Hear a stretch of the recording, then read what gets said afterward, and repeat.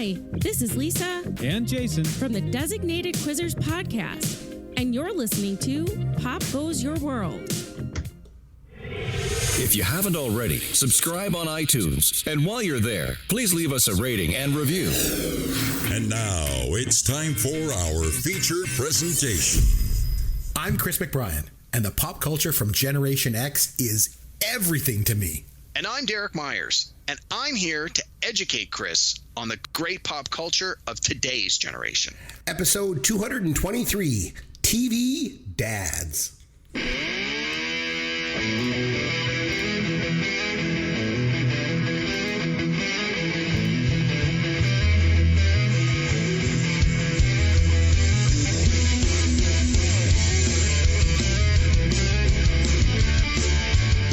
Chris McBrien along with Derek Myers, and this is Pop Goes Your World, the pop culture podcast for the generations.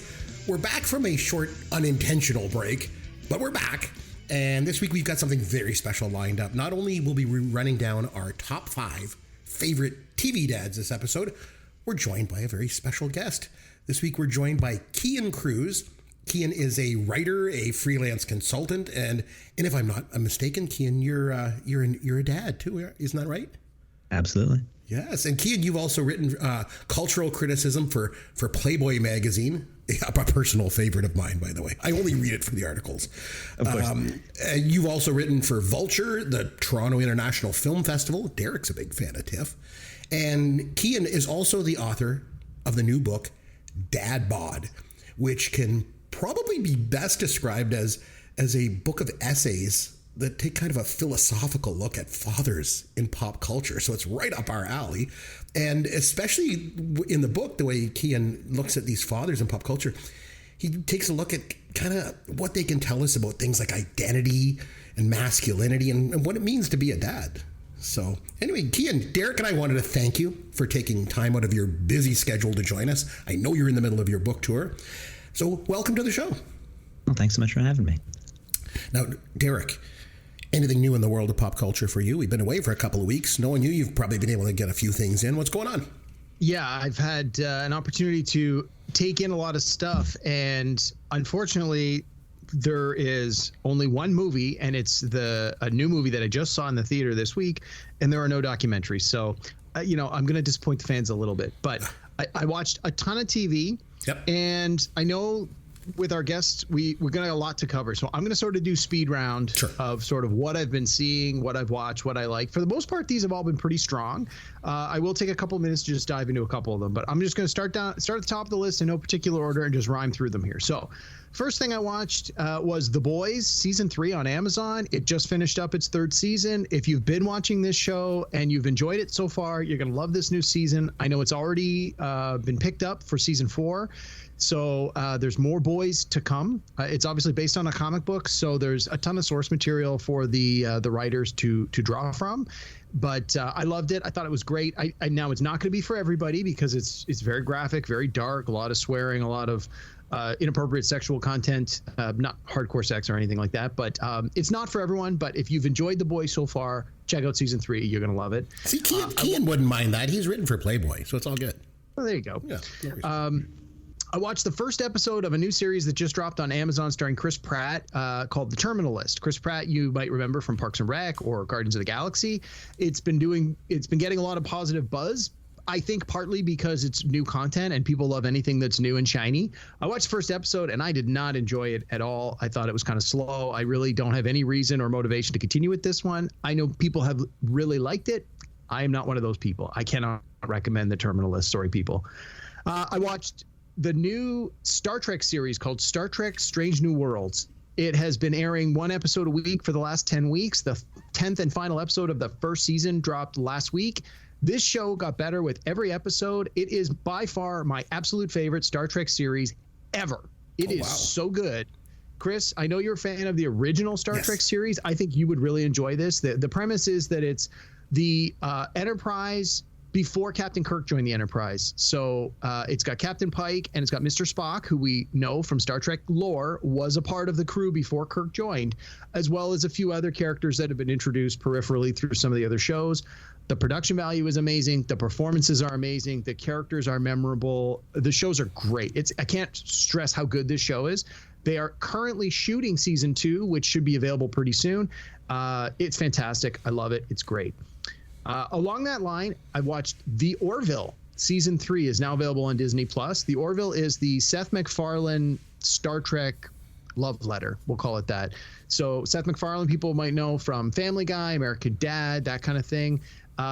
Orville started as sort of a funny Star Trek, and then it sort of moved a little bit more into the serious side of what Star Trek has always been, where you've sort of got what is the lesson we're trying to learn this week. But it's still got some of that Seth MacFarlane humor in it. This last season, the episodes, because it's now airing on Hulu in the US and Disney Plus here in Canada, the episodes are running about an hour and 10 minutes each without any commercials. So they definitely feel longer than a normal syndicated TV show, and they're really taking advantage of the fact that they can make these shows longer by diving into some really heavy issues, but draping it in the science fiction medium. And if you've been enjoying The Orville so far, I think that this would be up your alley. But maybe if you tried season 1 of The Orville and you didn't care for it because you thought it wasn't serious enough, check out season 3. It's very, very good. It's very strong. The next one I watched was a series on HBO called The Man Who Fell to Earth. Now, some people may recognize that title because David Bowie starred in a movie, I want to say in the 70s or maybe even in the early 80s with the same title. This miniseries on HBO was 8 one-hour episodes, and it's sort of a reimagining, sort of a sequel of that. So if you don't know anything about the previous IP, because it's based on a book, if you haven't read the book, don't worry about it. This one, you don't need any backstory to understand this. They assume you know nothing going in. It's really good. It stars Chiwetel Ejiofor, I think that's how you pronounce his name. And oh my God, the woman, I can't remember her name, Naomi something. She was the woman who played Moneypenny in the new James Bond series. They're the two leads of this. It's fantastic. If you like sci-fi, this is going to be something to check out. It's on HBO. It's called The Man Who Fell to Earth. And then my last TV show before I get into my movie here, a friend of mine recommended I check out something called Taskmaster. It's a British show. I've been able to find them on YouTube. And it's a game show, but they bring on, I think it's 5 or 6 contestants, and then they give them tasks or puzzles to solve. But the instructions are sometimes a little ambiguous. So it's this combination of how clever and creative can you be to solve the puzzle, but also how clever and creative can you be to interpret the rules in a way that'll give you an advantage over the other contestants. And it's full of that British humor. They cut back and forth between the contestants in front of a panel and an audience, and then they go to the actual cut segments where they do the challenges. I've watched a few episodes so far. It's been quite strong. So Matt, if you're listening, thank you for the reco. And then finally, I had a chance to go to the theater this week and see the new Marvel movie, the 29th movie in the Marvel Cinematic Universe, the 4th installment of Thor. This one was called Thor: Love and Thunder. And I really enjoyed it. After the last few Marvel movies, in my opinion, were not that great, especially the last Doctor Strange one, I did not like at all. This Thor one brings you right back into it. If you liked Thor Ragnarok, I think you're really going to love Thor: Love and Thunder. It was quite strong. So anyway, that's my my long list of what I've been up to over the last few weeks. Cian, Derek has a lot of time on his hands. Yeah, I don't have any small children at home, so I have a lot of time to watch TV late into the evening. Man, if I didn't have kids, I'd be able to watch 8 million things a week too. Cian, I know that you're a dad and you're obviously on the book tour and stuff, but have you been able to partake in any pop culture recently you can share with us? Well, the only thing that I get to is because it's the thing that I watch with my wife. It's the way we relax on Friday nights as we watch RuPaul's Drag Race. Oh, nice. Nice. And this is a very interesting season because it's the champion. It's like the Champions League of RuPaul's. It's the All-Stars where they've actually only included people who have won another RuPaul's. And so it's the creme de la creme. But what's really weird about it is that there's no criticism. I think this was dug up by somebody on the internet that all of the queens put in their contracts that they would not allow the judges to criticize them. So instead, it's all positive reinforcement and no negative or feedback or criticism, which is almost like taking the spice out of the Drag Race experience. So did you enjoy it though? I enjoy it just because the performances are so top notch, and the queens have such excellent personality. And one thing that's really lovely about All Stars versus like a regular round of RuPaul's Drag Race is that they have so much more confidence. This isn't their first time on television, right? So all the queens are able to really be themselves and throw themselves more into it and do wilder things because of it. Nice. Okay, I got one for you guys. Now, as you may know, one of my favorite movies of all time is Meatballs. I may have mentioned that once or twice around here. I'm not sure, though. Chris, it was on TV today. Kay asked me if I wanted to watch it. I'm like, not a chance. Anything other than Meatballs. You're so wrong. Anyway, so for the last 40 years, I have absolutely refused to watch any of the sequels. I think there's like 4 movies in total or something. So I had some downtime last week and I had to do something. So I found Meatballs Part 2 on the streaming services. And after 40 long years, I finally decided that I would go ahead and watch it. I'll admit it was partly out of curiosity and partly just because I was bored. So Derek, one of these days we should do a top 5 list of the worst movies ever made. And let me tell you, Meatballs Part 2 will be at the top of the list. Wow. It was the worst movie I've ever seen in my entire life. I didn't even make it through to the end. It has nothing to do with the first movie. None of the same characters. Was it called Meatballs 2 Electric Boogaloo? No, that would be an improvement. It'd be so much better. Like, none of the characters are the same. It's not even at the same camp. And so from what I understand, some like a bunch of amateurs were making this low budget, crappy movie about camp. And the studio bought it and just put Meatballs Part 2 on it and released this garbage. I held out for 40 years. And let me tell you, I never should have given in and watched the damn thing. But anyway, here we go. Here's your dad joke of the week. Derek, since Cian is our guest this week, and since he wrote a book all about dads, I thought it would be only right if we asked him to tell a dad joke this week. So Cian, I'm sorry to put you on the spot here, but any chance that you'd like to tell a dad joke for us here on the show? Oh, for sure. Awesome. Let me think. Cian, it's a low bar. You're going to do just fine. Okay, let me trip over it. Have you heard about the price of chimneys? Oh, can I guess this one? Are they on the house? Oh, actually, they're through the roof. Cian, can you come back every week and do this with us? I'm your head counselor. I did not enjoy this anymore the second time. What's going on? What's wrong? Never seen it. Never interested in seeing it. No desire to see it. Was not interested at all. Oh, I paid $200 for these shoes, but I mean on the best. It's certainly tame by today's standards. There's a very fat pair of pants hanging from the flagpole this morning. It is not something I think I ever need to see again. No! Matt Damon. All right, gentlemen, we are going to be running down our top 5 TV dads. And so since Cian's our guest this week, we'll let him go first. Let's start with our number 5 and work our way up to number 1. So Cian, your number 5 TV dad of all time is? Oberyn Martell from the Game of Thrones. Ooh, wow. And the reason is every other dad in the Game of Thrones is hot garbage. Like, Ned Stark doesn't prepare his kids for the political realities that they're living in. Robert Baratheon is totally absent, spending all of his time like whining and dining the many strumpets that live in the castle. Tywin Lannister uses his kids as pawns on a chessboard, destroying their sense of self. Roose Bolton sacrifices his child to some dark god. So all we got left is Oberyn with something like 6 daughters from 6 different women from different classes in society. And they loved him enough that after after something happened to him, they went out on a pretty hardcore revenge mission that took over their lives. Like, that's real love. So that's a real dad.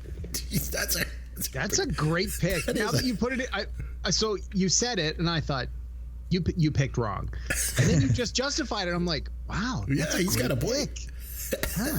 That's a good one. Oh boy, what a way to start this list this week, man. That's a killer one. Literally a killer pick.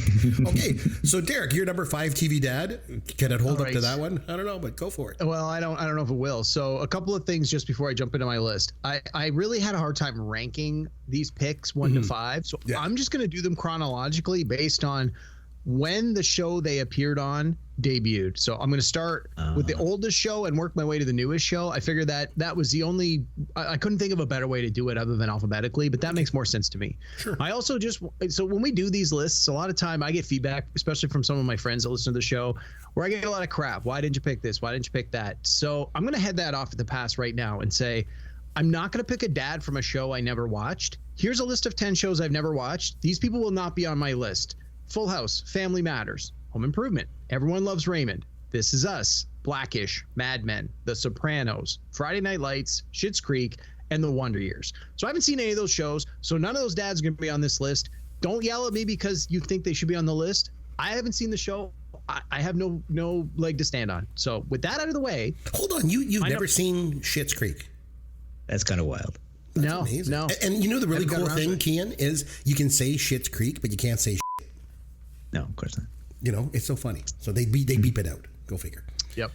Okay, so number 5. starting with the oldest show on my list, I'm going with the show that debuted in 1985. Ooh. Growing Pains. The dad I picked is Dr. Jason Seaver, played by Alan Thicke. Yeah, that's good. So great hair, great voice. This is a great show. I mean, I have very fond memories of this show. It ran from 85 to 92. He was in 167 episodes, which was every episode of the show. He was the stay-at-home dad before stay-at-home dads were a thing. And he was a psychiatrist. So, when he was like providing advice to the family and being the parent to the children and trying to resolve problems and that kind of thing, he knew what he was talking about. He was a trained professional. And I think a lot of shows, you have the dad give those words of wisdom, but it's like, do they really know what they're talking about? When Jason Seaver gave this advice, you knew he knew what he was talking about. So he had to make the list. So my number 5 pick, Dr. Jason Seaver, played by Alan Thicke from Growing Pains. Well, I can get on board with that one. That's a good one. My number 5 might surprise you a bit here, Derek. I'm going with Bert Hummel. You probably don't even know who this is. Don't know who that is. Played by actor Mike O'Malley from the show Glee. Have you ever seen Glee? Not a single episode. I remember when this show debuted, it was back in 2009. There was all this hype about this new show that was coming out because I read about it in Entertainment Weekly. And so I told my wife about it. I'm like, this sounds like a show you might like, honey. I think you should watch this. So we watched it right from the beginning. For me, overall, the show was just okay. I mean, it had its moments, but it wasn't the greatest. Not for me, at least. But there was always one thing that stood out to me on that show. And Cian, have you ever seen Glee? Oh man, maybe in like 2009, but not since then. So there was this character named Kurt Hummel, and he was played by actor Chris Colfer, and his character was openly gay. And the whole show was really about sort of the struggles that a lot of these teenage characters had, and it's just hard to make it through high school, right? So Kurt was gay, and his dad was this single dad, and he was like this man's man kind of guy. Like he was a mechanic, and he liked football, and he had this sort of stereotypical macho exterior going on. And when his son comes out as gay, his dad stands behind him 100%. And, you kind of expected a dad like this, maybe to, get angry or play on that stereotype of that sort of macho, homophobic type of dad, but he doesn't. And I remember one episode, he even gets up on stage and he dances to that, the Beyonce song, that Single Ladies. If you like it, you better put a ring on it, that one. He gets up and dances. He does it as a graduation gift for his son. So I've always loved shows and characters that kind of break away from traditional sort of stereotypes. And this is one that's always stood out to me. I think he's a great character. He loved his son no matter what. He was a great TV dad. So I feel like he makes number 5 on my list. So that's where I'm going with. Number 4, Cian, who do you got? Going very recent for this one, and also part of the inspiration for writing Dad Bod. And I should, similar to Derek, I have a bit of a caveat. All my dads are drawn from my book. So I couldn't say all the top 5 dads from TV from all time. It's just the ones that I wrote about. So sure. Number 4 is Mando, also known as Din Djarin from The Mandalorian. And this is a bit of a cheat because he's not a he's a surrogate father figure. He's not the biological father of Baby Yoda. But the reason I had to pick it was because the whole show is basically a reskin of the old Japanese Jidaigeki films, Lone Wolf and Cub. Yep. Which is such a huge archetype for me. The whole concept of a rough, tough, quiet, incredibly capable dude, killer usually, roaming, I should say, a violent world, and having a baby in tow or a child in tow.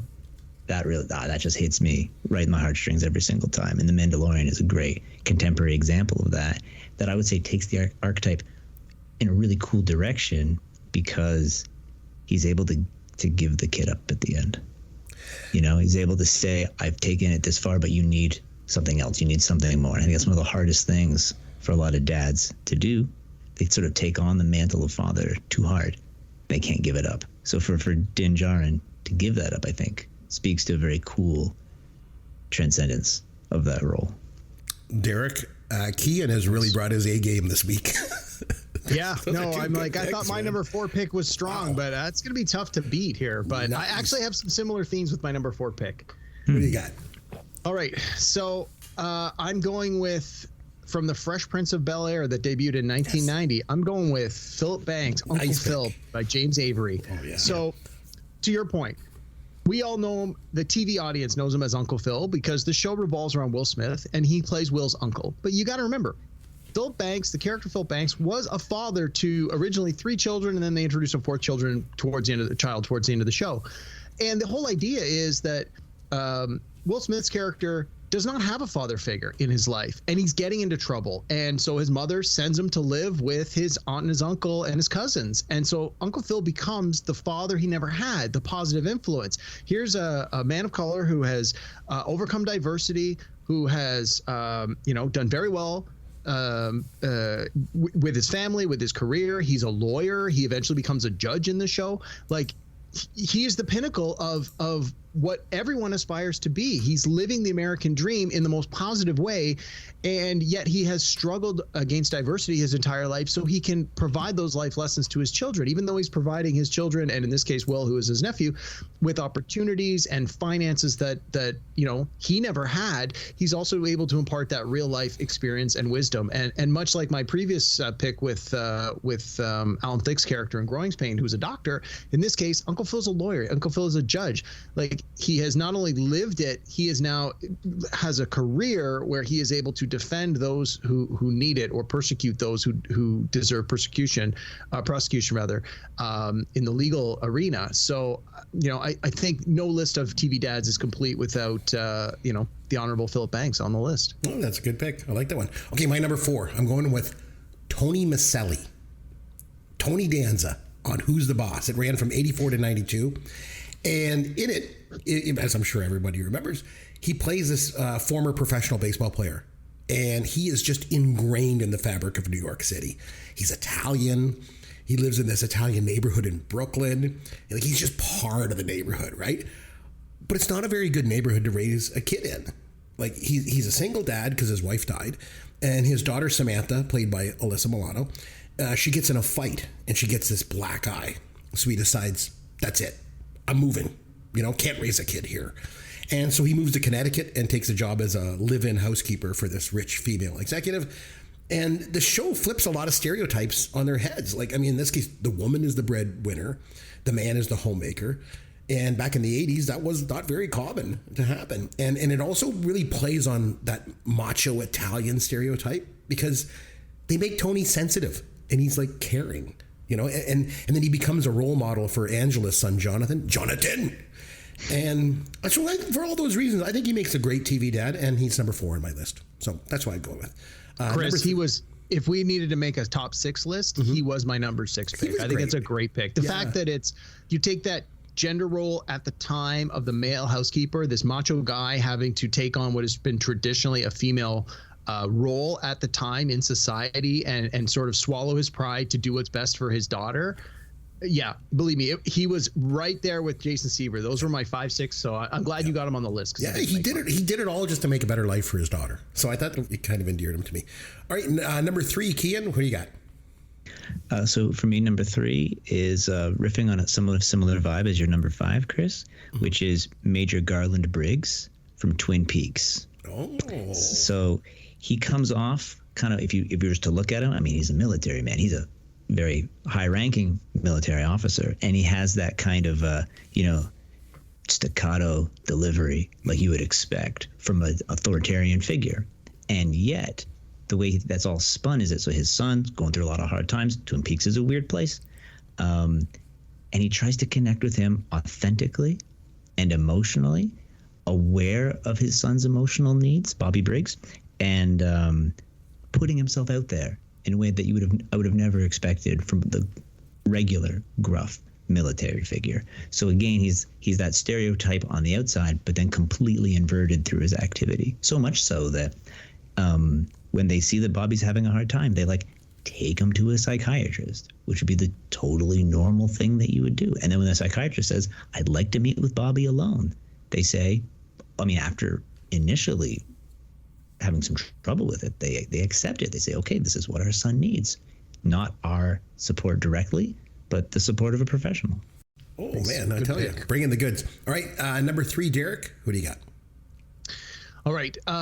We moved to a show that ran from 1993 to 2004. That show is Frasier, and I'm picking Frasier's dad, Martin Crane, played by the great John Mahoney.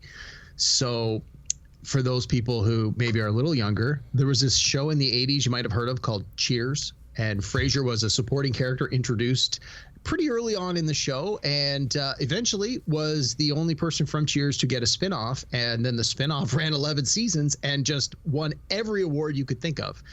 Part of, I think, what really made the show Frasier work was that the title character, played by Kelsey Grammer, was like this stuck-up, snobbish guy, and then his dad has to move in with him in the very first episode, and his dad is this down-to-earth cop, retired police officer, and he's not stuck up. He didn't come from money, even though his son has now been this very successful doctor. And so you have this dichotomy between these two characters, this juxtaposition between Martin, the dad, and then Frasier, the son, and Niles Crane as well, the son, the two sons. They're both sort of stuck-up snobs. Well, not sort of, they're both stuck-up snobs. But you have this dad who, even though he has a very difficult time relating to these kids, and there's a lot of episodes where there's flashbacks where you see them as little kids, where they're just, the dad doesn't get them and doesn't understand them.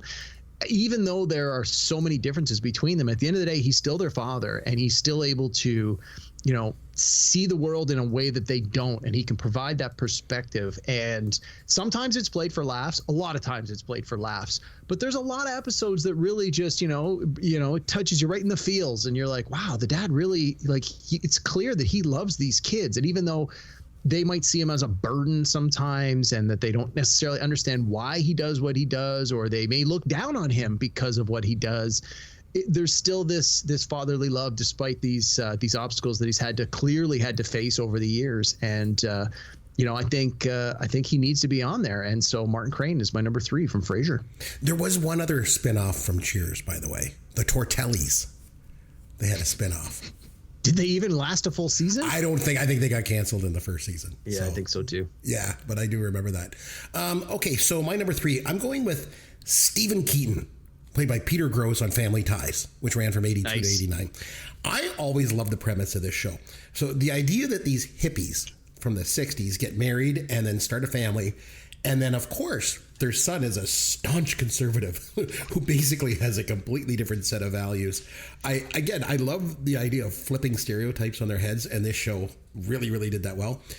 We usually think of the older generation, or our parents, as being conservative, and the kids as being more liberal-minded. But on Family Ties, it's the opposite, right? And it really reflected just this generational dichotomy that existed in the 80s. I mean, the younger generation back in the 80s, they were more likely to reject that counterculture of the 60s. They were drawn to Reagan's vision of America. And that was definitely a thing back then. And I think the relationship between the parents and Alex, for me, was the heart and soul of the show. And the thing is, any other actor played Alex B. Keaton other than Michael J. Fox, you would have probably hated him. But Michael J. Fox just made you love the guy. And like I say, the dynamic between him and his dad, I thought was great. I thought it spoke for a generation. If they couldn't make this show today, there's no way. It would just be such a different show.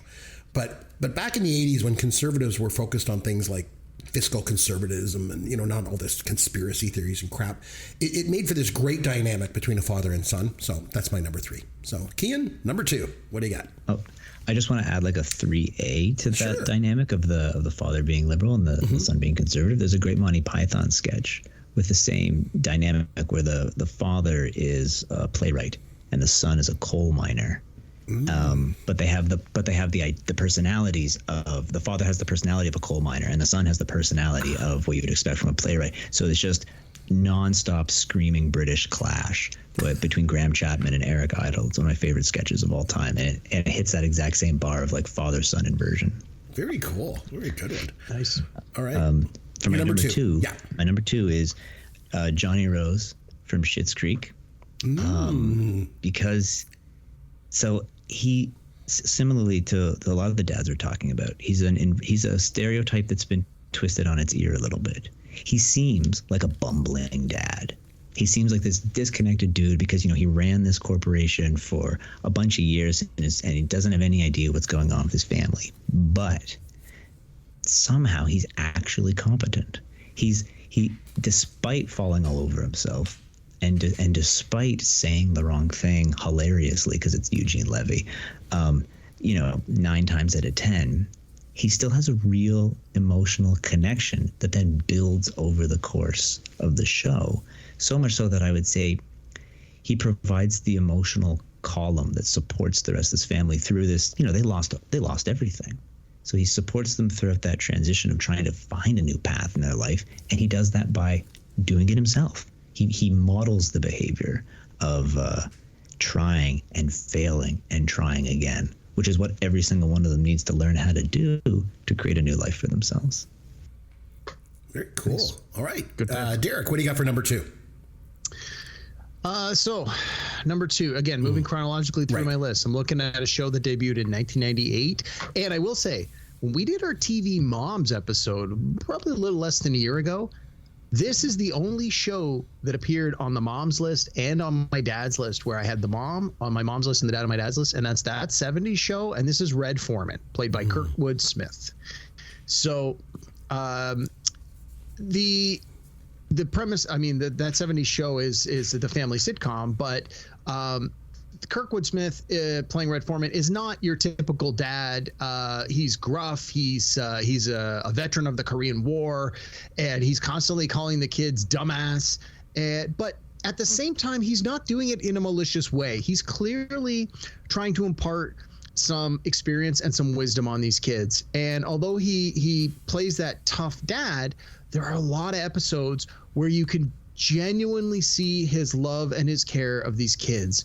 And I mean, so he's biologically the father of 2 characters, Topher Grace's character, Eric Foreman, and of I can't remember the actress' name. Lori Foreman is the daughter. And like so many dads, he's completely blind to the daughter's shenanigans. It's daddy's little girl. She can get away with anything. And clearly the character knows it and manipulates the dad all the time. And I mean, you see that in real life and on TV all the time.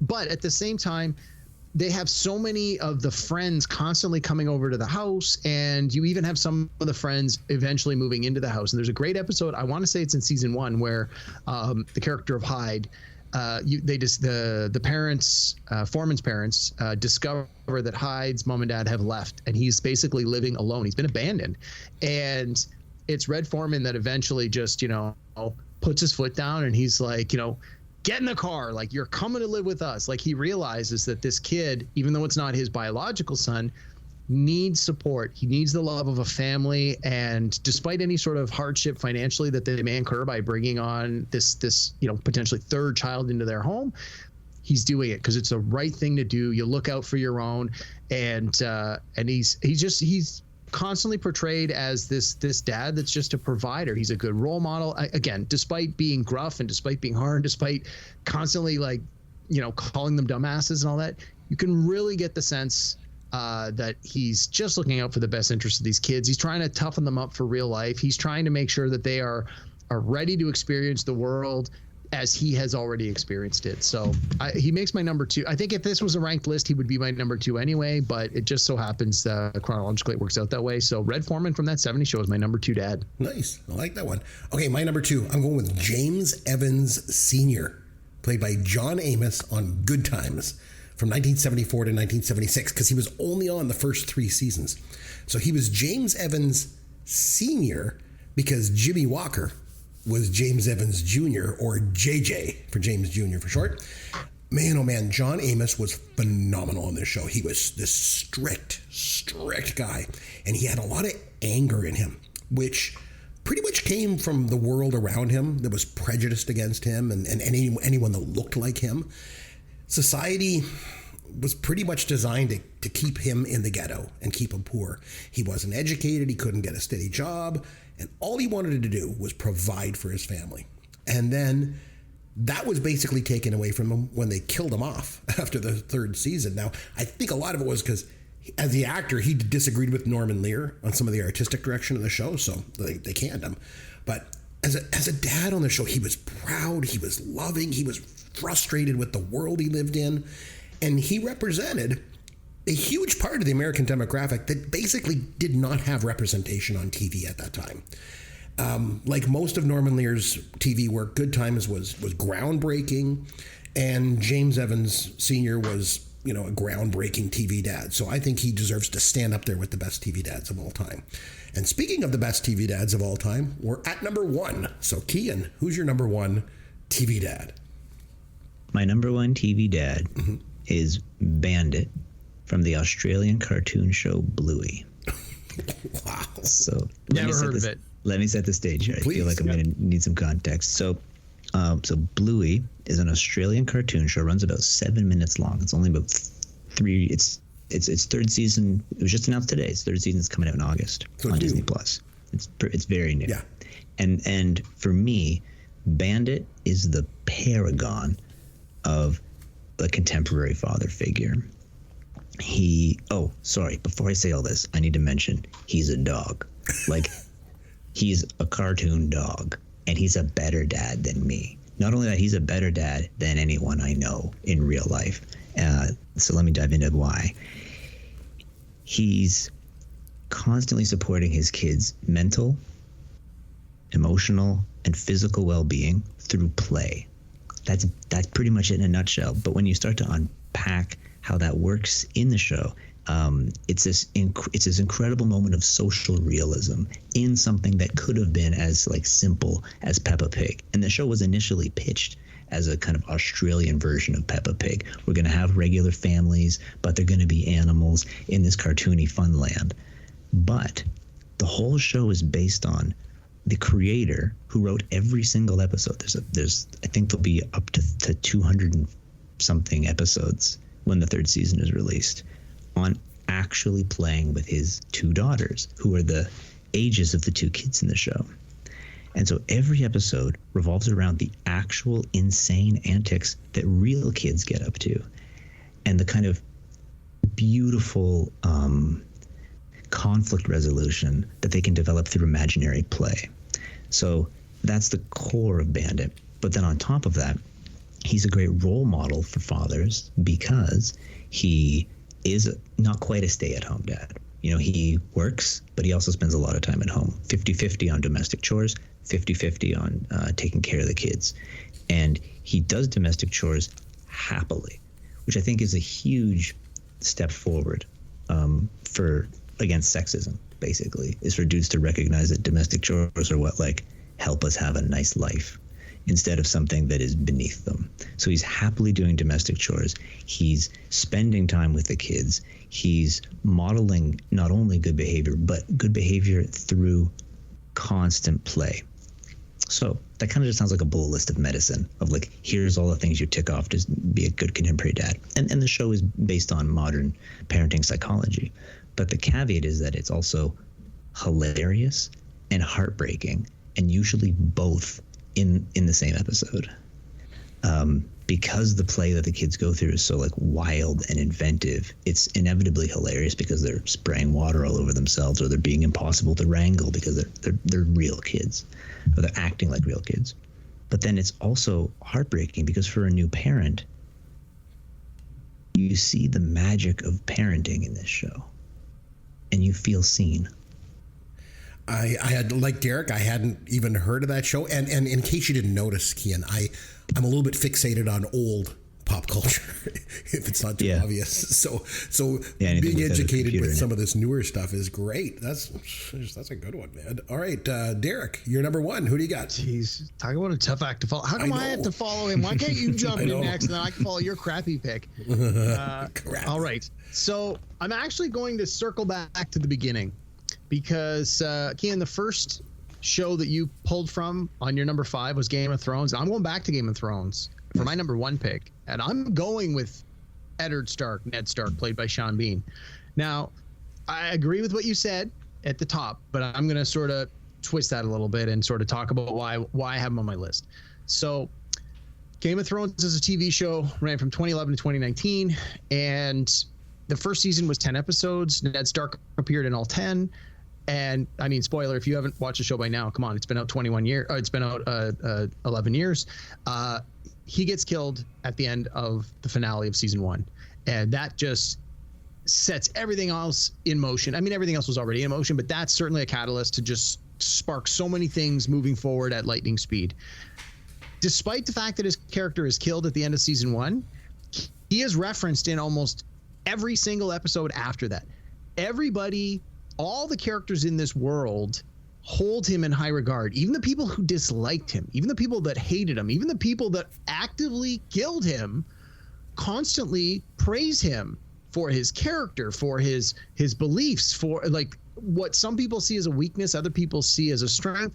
They talk about how he's honest, he keeps his word, he's got this sense of loyalty, this sense of honor, all of which those traits he has instilled in his children. In some cases, that has not served them well. As Cian said at the beginning, some of the kids were grossly underprepared for the realities of the world and the political maneuvering because they would like to believe that everybody works under the same rules that their father did because he was such a great man. Unfortunately, so many of them don't. Many of them are corrupt and they'll backstab you and they'll take advantage of you.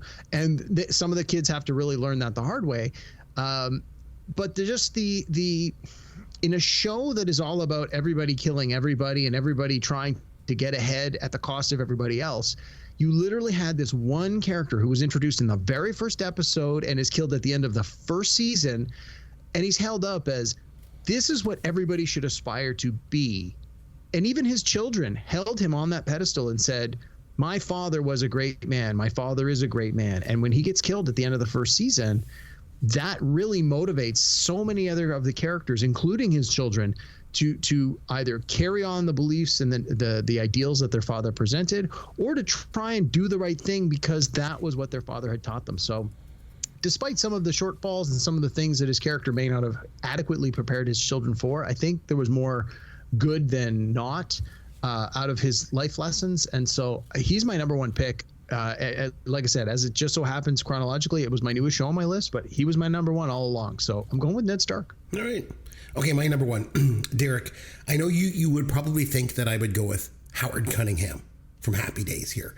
I would bet big money on it. Yeah, I love Happy Days. I love Fonzie, all that stuff. But I actually didn't think Tom Bosley was the greatest TV dad. And one thing that's always stood out to me about him was, especially once that show got really, really big, he started wearing shades on set. like I'm talking like he was wearing like sunglasses in character on the show. I'm like, really? Yeah, you're inside a house in Milwaukee. Like, it's just this vanity thing. Like the dude thought he was this big Hollywood star. It was just, that's something that's just dumb, and it's always stood out to me. So when I was thinking about who should be number 1 on my list, I came up with a couple qualities that I thought, they needed to have to be number 1. So the dad needed to be a calming presence. I thought that the dad needed to have integrity and needed to have a strong sense of ethics. So for me, this is all a huge part, and it really is the makeup of Mike Brady. So Robert Reed played Mike Brady on the Brady Bunch, and it was probably the first TV dad that I actually have a memory of. The show ran from 69 to 74. But the thing was, it played endlessly in syndication back in the 70s. That's when I was a little kid and I was watching it. And he was always there to teach the kids a lesson. Like he was the epitome of doing the right thing. I remember in 1988, they did a Very Brady Christmas. I don't know if you guys ever remember that. But yep, I remember it. Remember he got fired because he wouldn't cut corners on his architecture work. So I think he was an interesting TV character for a lot of other reasons too. Because if you consider the fact that he's basically this perfect father, and yet off camera, Robert Reed just suffered personally because he couldn't be open about his homosexuality. Back in the 70s, this would have killed his career, right? So he kept it a secret. And his cast members knew. They worked with him closely. And I think for anyone that's ever done any acting, you really work closely with your fellow actors. And I remember years later, the cast, I think it was mostly Florence Henderson and Barry Williams. They talked about how they knew about him, but they respected his wishes and they kept it a secret. And the thing was, all the suffering that this guy went through, none of it impacted his work. He was, in my mind, and always will be, the best TV dad ever. So he's number one on my list. Derek, sometimes you have some honorable mentions. Did any come out of this list for you? Yeah, I actually had one honorable mention I just want to get to real quick, and it's sort of a cheat. So the honorable mention I've got is from the television show Smallville, which ran from 2001 to 2011, and that is the father of Superman, Jonathan Kent, played by John Schneider, who many of us remember as one of the Duke boys from the Dukes of Hazzard. So it's kind of a cheat because Superman was a character not written for TV. Obviously, he was written in DC Comics. He came out in the late 1930s, or 1940s rather. But the idea that Superman is the most powerful person on the planet, and he comes to Earth as a child and is essentially a blank slate, and anything could happen, but he has these parents that love him and nurture him and teach him right from wrong and instill these core values, these middle America core values of what it means to work hard and protect other people and do the right thing at all costs, and everything that the character of Superman has always stood for. And everybody knows who Superman is, and everyone just takes for granted that Superman is the pinnacle of what every superhero should aspire to be. He's great and he's powerful and he can fight off any villain. But what people often forget is, if Superman had been taught differently as a child, you would have Homelander from The Boys. You would have a character of unstoppable power doing whatever he wants because there's no checks and balances. And yet you have Jonathan Kent as the human father to Superman, who raised him from a child, even though the child at any point could use his superpowers to, break dad's arm or laser beam him through the face. But Jonathan Kent teaches Superman how to be a good person. And I think that that's an important thing that people need to remember when they think about Superman. But because it was really, the character was drawn from the comic books, the show came out in 2001. By then you had 60 years of comic book lore to draw from. So it's kind of a cheat. That's why I didn't put it on my list. But I don't think a list of TV dads could be complete without just giving a shout out to the TV dads who have molded Superman over the years. Before we move on and we get to trivia and we have some fun with that, I want to talk briefly about something. I think I need to address this. None of us mentioned Bill Cosby as a TV dad. And he was basically the TV dad of the 80s, Cliff Huxtable, right? He was everything a TV dad should be, right? And the thing was, he was everything that a TV dad wasn't up until that point. TV in the 80s, you still had black characters grossly underrepresented on television. And then along comes the Cosby Show. You've got this well-educated, well-off, intelligent, professional black couple, and they're depicted on TV, which was a huge departure. And not only was the show about a black family, it was about a family that I think everyone could relate to. TV Guide named Cliff Huxtable as the number one TV dad of all time as recently as 2017. But with all we've learned about Bill Cosby, this affects the way we look at his character, I think, doesn't it? Now, before we get into it, this is a debate that has happened time and time again when it comes to performers and artists that are, how can I say, less than ethical in their personal lives. Like, there's a long list of bad people that have created great art over the years. If you think of people like Woody Allen or Harvey Weinstein or Kevin Spacey, Louis C.K., you can even go all the way back to people like Roman Polanski or Fatty Arbuckle or Errol Flynn. But the question is, can you separate the art from the artist? Do either of you have an opinion on this? Maybe I'll start with you, Derek, because I don't want to throw Cian into the den on this one. But what's your opinion on this? Obviously it affects the way we look at them, you think? Yeah, I mean, this, honestly, Chris, we could go into a discussion for a whole hour. This could be a whole other show. But I think this is a topic that makes a lot of people uncomfortable. And I think the safe answer is to say, if you're an artist in any medium, TV, movie, whatever, and you do something in real life that is deplorable, despicable, criminal, unforgivable, it definitely taints the work you've done before. Think of O.J. Simpson. Think of all the football records he had as an athlete. And then he kills, or, quote, is accused of killing his wife. You're not looking back and talking about how great he was as an athlete anymore. And I think with Bill Cosby, it's the same thing. That's 100% why he did not make my list. It's like, now we know what we know. I can't separate that. Even Will Smith to a lesser extent. Honestly, I had to really debate putting Uncle Phil on this list because of what has recently happened with Will Smith. It's like, well, can you separate the artist from their art? I don't know that you can, and I don't necessarily know that you should. So I don't regret Bill Cosby, Cliff Huxtable not being on these lists. But it's definitely something that you can debate over and over again. You can't undersell the importance of that character in the moment, but knowing what we know now, it certainly taints it to the point where, here we are. We just picked 15 TV dads and none of us brought them up. It's like, well, that's your legacy, but you ruined it by doing these deplorable things.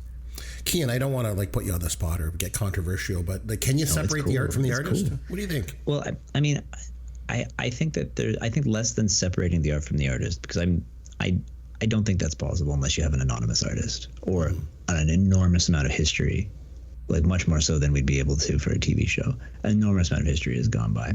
Then you can pick and choose. But I still think that you want to be aware of those complications, and you want to be. It's just like when you read something super old, like Mark Twain, and you see the racism inherent in those works. You need to be aware of that, and you need to unpack that consciously. But in particular with the example of Cosby, it wasn't called the Cliff Huxtable Show.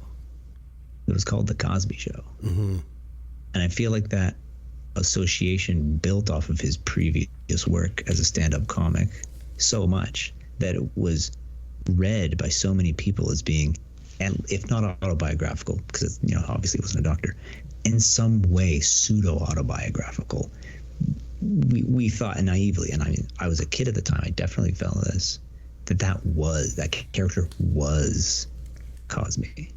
And so I feel like the revelations of the crimes that he committed was a betrayal. And yes, the character was this incredible representation for the Black community. And so then what he did was an incredible betrayal of the Black community, and especially for representations of fathers and masculine figures is a very thorny issue for Black people in the United States of America. So to have that icon, that potential icon, torn away from them because of the acts of the actor in the real world, I don't think we can ignore it. I don't think it's possible. You know what? I think a big part of the debate too is how much times have changed. Luckily, we've progressed as a society, and people can call it being woke or whatever the hell they want to call it to make them sleep at night. But the bottom line is the world has changed, and you think about in the past, if you were into drugging, women, oh, no big deal, we'll let that slide. You killed someone drinking and driving, no big deal, you can still work. But heaven forbid, if you're gay, you're never going to work again. But times have changed, and we obviously have a long way to go. But I think, when an actor like Neil Patrick Harris can be open about his sexuality and still get work, and when a predator like Bill Cosby is shunned, I think we're at least headed in the right direction. So And like Derek's pointed out, 15 top TV dads, and he didn't make the list, right? Probably for good reason. Okay, so great lists, guys. I thought Cian really brought the goods. It was some very interesting ones, and he took us to school, man. Let's just put it that way. I'm just going to be talking about. Thanks for coming on the show, but I don't want you back on. You're making us look bad, man. Like inviting Michael Jordan to your pickup game and going, wow, that guy really showed us what it's like to do this. I got to really reevaluate the decisions I've made up until now. It's like this guy wrote a book or something, man. He is fantastic. All right, time now to have some fun with Caveman. We've spent a lot of time talking about TV dads, and one big thing for me about TV dads has been their occupation. So the occupation of the TV dad is a big part of the character, I think, in a lot of ways. So here's what we're going to do. And I'll put this out to both you guys, but we'll let Cian answer first if he can. And if Cian can't get it, Derek, you'll be his lifeline. Okay? Okay. So all I'm going to do is I'm going to name the actor, the TV dad that they played, and then I'll even give you the show they were on. You just have to tell me what the TV dad did for a living on that show. Okay? Oh, boy. Start nice and easy here. I really easy one, okay? So we got Tim Allen. He played Tim Taylor on Home Improvement from 91 to 99. What did Tim Taylor do for a living on that show? Do you know? Yeah, he was like, I'm not sure the exact term would be, because he was a reality TV star, essentially. He was like a home improvement guy. Yes, he was the host of Tool Time. Very good, see? All right, Andy Griffith, who played Andy Taylor on the Andy Griffith Show back from 1960 to 1968. Do you remember what Andy Taylor did for a living on that show? I believe he was a police officer. He was. Yes, he was the sheriff of Maybury. All right. Bryan Cranston played Walter White on Breaking Bad from 2008 to 2013. What did he do for a living? Well, he was initially a chemist teacher, and then he became a mafioso. Yes. I would have also accepted meth manufacturer. Would have been fine. Okay, Reginald Vell Johnson played Carl Winslow on Family Matters from 1989 to 1998. What did Carl Winslow do for a living? Oh, this might just be Die Hard seeping into my brain, but I believe he was also a police officer. Yes. He was a police officer in Chicago. No doubt, probably cast because of his popularity as the cop in Die Hard. So that's a good point. All right. Sherman Hemsley played George Jefferson on The Jeffersons from 1975 to 1985. What did George Jefferson do for a living? Oh, no. I mean, I think it was something white collar, but that's all I've got. Derek, can you come in as a lifeline? What did George Jefferson do for a living? He owned a chain of laundromats, dry cleaning. Yes. Correct. He was a dry cleaning business owner. Okay. Yeah. Ray Romano played Ray Barone on Everyone Loves Raymond from 1996 to 2005. What did his character Ray Barone do for a living? Was he a mechanic or something? He was not a mechanic. Derek, do you know? Well, I never watched the show, but I'm going to say a school teacher. I'm sorry, he was a sports writer for Newsday. Oh, that's right. Yeah. Okay, the aforementioned bespectacled one, Tom Bosley, played Howard Cunningham on Happy Days from 1974 to 1984. But what did Howard Cunningham do for a living? Do you remember? I don't know what anyone did for a living back then. Yeah. Derek, no? I want to say now don't buzz me yet. I want to just talk through this. I want to say he was the owner of a small business called Cunningham's, and I want to say it was a hardware store or a grocery store. I'm saying a hardware store. He was the owner of a hardware store. Very good. Okay. Now, this one was voiced by Alan Reed, Fred Flintstone from the Flintstones. Ran from 1960 to 1966. What did Fred Flintstone do for a living? Do you remember? The caveman equivalent of like a construction worker or a factory worker? Yes, I'll accept that. He was a Bronto crane operator at Slate Rock. Very good. All right. So we already mentioned this one. Derek, you're not allowed to be a lifeline because you already mentioned this. James Avery played Philip Banks on The Fresh Prince of Bel-Air from 1990 to 1996. What did Philip Banks do for a living? Cian? He was a lawyer and then a judge. Yes. He was a senior partner at Firth, Wynn and Myers, not to be confused with Earth, Wind and Fire. Okay. This was already mentioned again, so Derek, you have to sit out of this one.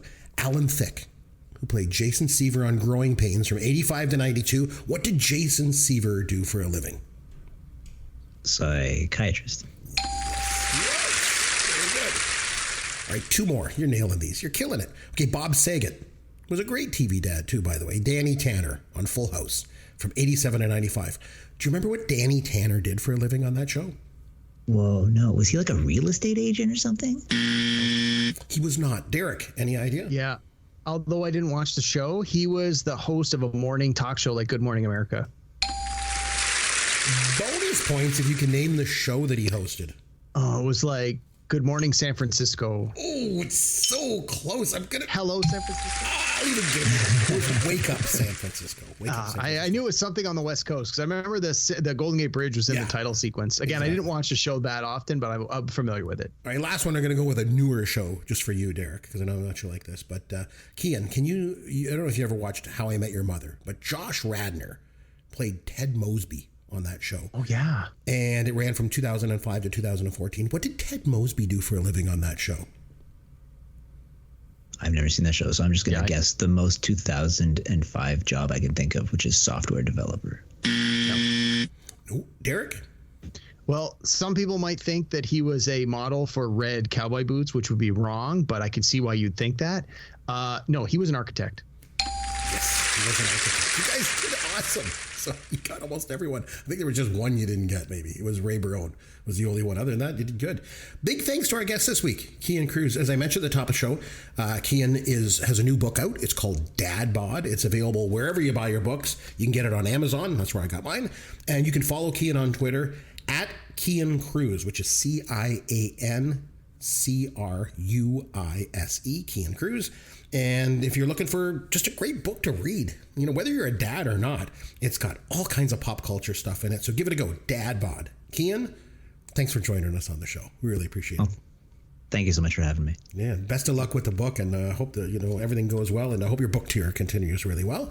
And Derek, since we did our pop culture fantasy draft for 1986 recently, you nominated Big Trouble in Little China, which we did on our last show, and then I nominated Stand By Me, but then we got a little bit sidetracked, with our summer vacations and everything. So I'll tell you what, we'll come back next time with our review of Stand By Me. You ready to do that one?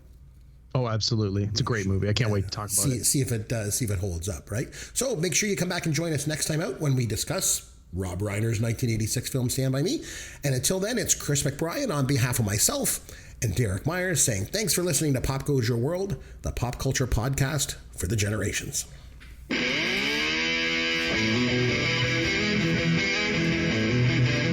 Thanks for listening to Pop Goes Your World. You can contact Chris and Derek at popgoesyourworld.com. Please take a minute and review the podcast on iTunes or wherever you download and listen to the show.